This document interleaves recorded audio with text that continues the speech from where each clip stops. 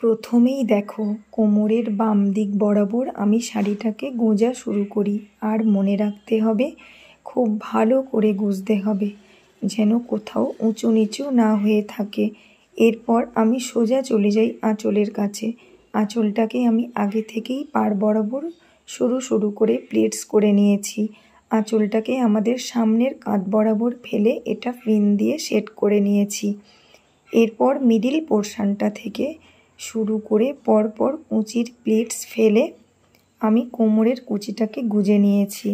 এরপর আঁচলের প্লেটসের এই অংশটা ঠিক এই জায়গায় মানে ব্লাউজের সঙ্গে অথবা কোমরের অংশটায় পিন দিয়ে সেট করে নেব, কারণ এটা যত ভালো করে সেট করবে তবেই কিন্তু ফ্রন্টের পোর্শনটা ততটাই ক্লিন আর সুন্দর নিখুঁত দেখতে লাগবে।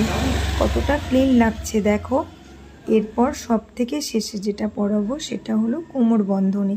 তোমরা এখানে কোমর বন্ধনী বা বেল্ট তোমাদের যা মনে হয় ইউজ করতে পারো, তবে এটা ইউজ করলে কিন্তু শাড়ির শেপটা সুন্দর দেখতে লাগে। আজকের এই টিউটোরিয়ালটা তোমাদের কেমন লেগেছে জানাতে হবে কিন্তু।